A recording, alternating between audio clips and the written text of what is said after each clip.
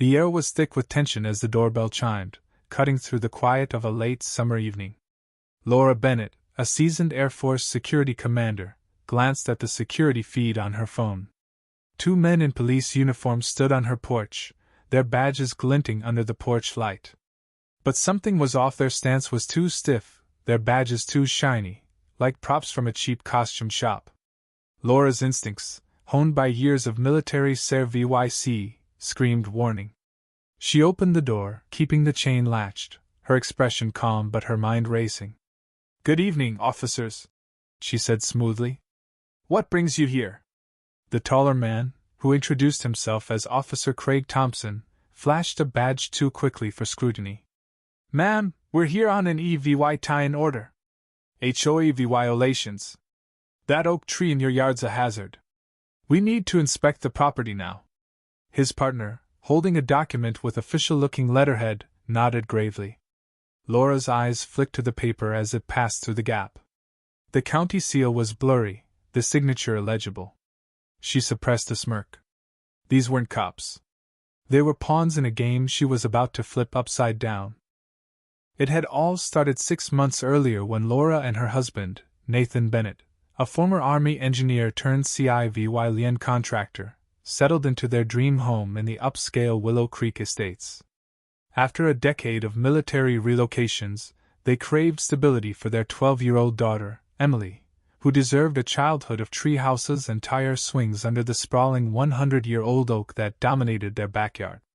The colonial house, with its wraparound porch and quiet charm, seemed perfect. The neighborhood, however, was a different story. Immaculate lawns, identical mailboxes, and an HOA that ruled with an iron fist should have been their first clue. In their haste to plant roots, Nathan and Laura skimmed the HOA agreement, a mistake that would soon unleash a suburban nightmare. The trouble began with Cynthia Reynolds, the HOA president. She arrived 3 days after the Bennetts moved in, her polished heels clicking on their porch, a gift basket in hand and a smile that never reached her eyes. "Welcome to Willow Creek," she said, her voice dripping with false warmth. Her gaze lingered on the moving boxes cluttering the porch and Emily's skateboard tipped against the railing. Over the next half hour, Cynthia delivered a lecture disguised as a welcome, detailing rules on fence colors, mailbox heights, and lawn care. Then her eyes fixed on the oak tree visible through the back window. "That tree," she said, her tone sharpening, "is quite overwhelming. Our community prefers a cleaner aesthetic. You might consider removing it." Nathan's jaw tightened. "The oak stays," he said firmly. "It's why we bought this place." Cynthia's smile twitched, a flicker of something cold crossing her face. "We'll see," she replied. "The HOA takes our standards seriously." Laura, with her background in military intelligence, caught the subtext immediately. "She's not just enforcing rules," she told Nathan that night, her voice low as they unpacked. "She's marking her territory." The first HOA barbecue a week later confirmed her suspicions. Cynthia held court like a queen, neighbors falling silent when she approached. Most were friendly, especially Michael Carter, a law professor who lived nearby. "Don't let Cynthia scare you," he whispered, handing Nathan a beer. "She's run this place like her personal empire since her husband died." But Cynthia's public jab at the event calling out the Bennetts, unkempt, yard in front of everyone set the tone. Laura's hand tightened on Nathan's arm, signaling restraint. This wasn't the place to fight. Not yet. The harassment began in earnest 2 weeks later.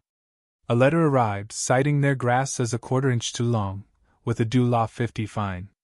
Nathan laughed it off until another notice came, claiming their trash cans were visible 4 minutes past pickup time.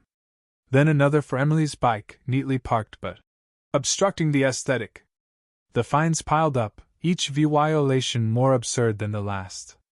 "They're making this up," Nathan fumed, while viewing a notice about their mailbox being half an inch too short.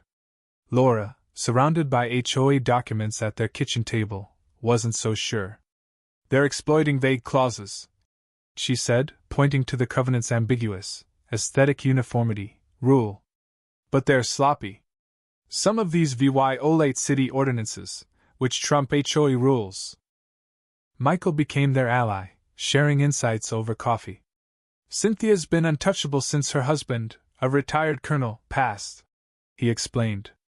She's tight with Ronald Hayes, a former deputy on the board. He's her enforcer.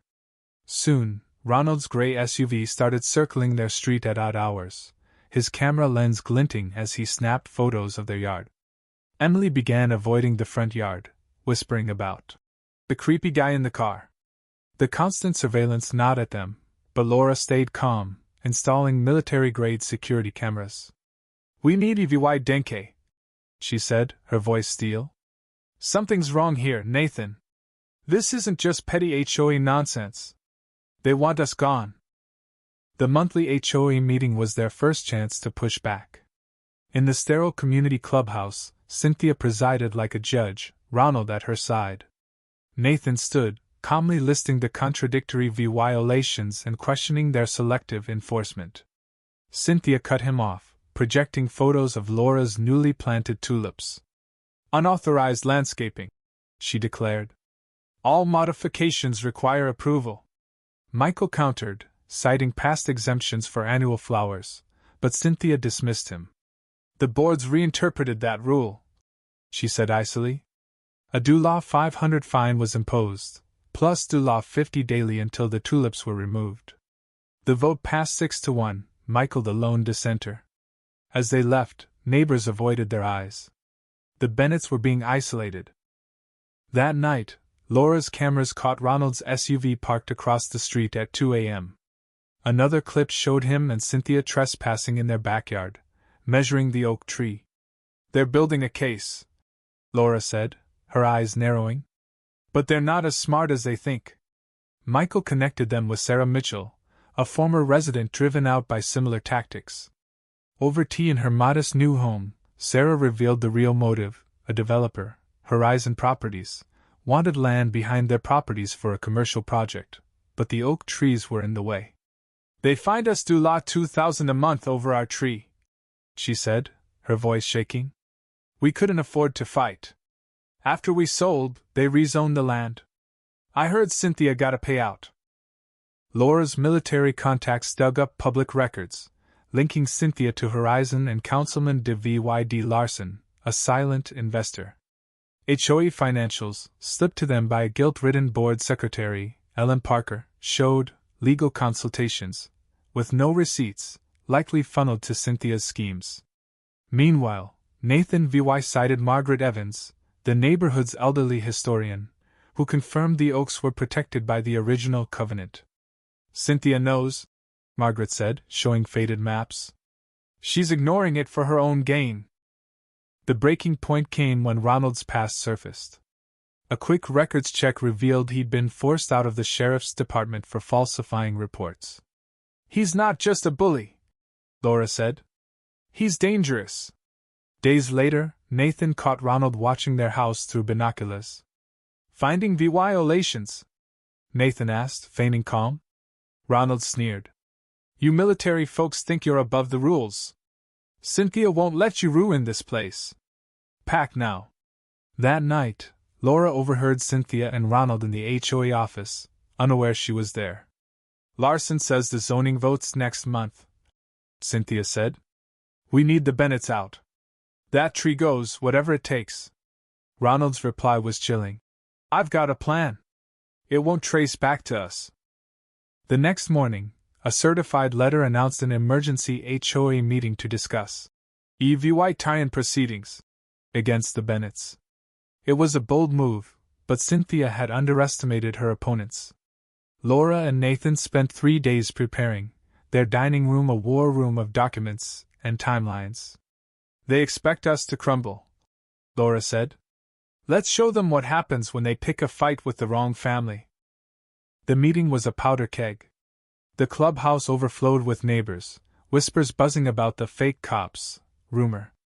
Cynthia, flanked by her attorney, James Whitaker, opened with a court order allegedly legitimate demanding the oak's removal for safety. Whitaker projected a report from Evergreen arborists, claiming the tree was unstable. Laura and Nathan exchanged a glance. It was time. Nathan stood, his voice steady. Before we vote, let's verify that arborist's report. Whitaker smirked, producing a certificate. Nathan countered with a projected state record. Evergreen arborists dissolved 2 years ago. This report is fake. Gasps rippled through the room. Laura took over, displaying the original covenant protecting the oaks, then unveiling Cynthia's ties to Horizon and Larson. Michael presented years of documented HOA abuses, while Ellen, trembling, admitted to falsifying records on Cynthia's orders. The crowd turned. Neighbors shared their own stories of harassment, their voices rising. Cynthia's composure cracked. "This is a witch hunt," she shouted. "These military outsiders are lying because they won't follow basic rules." But her ally Larson faltered when an FBI agent, Thomas Reed, approached him about financial irregularities. Margaret Evans delivered the final blow, presenting the Oaks' protected status. A vote to remove Cynthia passed 40-2. She stormed out, escorted by police for questioning. The aftermath was swift. Cynthia faced charges of fraud, conspiracy, and impersonation. Ronald pled guilty, testifying against her. The oak was declared a heritage tree, and Horizon's project stalled. At a neighborhood barbecue under the oak's canopy, Emily led a kids' nature club, the tree now a symbol of triumph. Nathan raised a glass. "To community," he said, "where we fight for what's right, and even an old oak stands tall." As the crowd cheered, Laura squeezed his hand. They'd won, but the scars of the battle lingered, a reminder that some VY Tories come at a cost.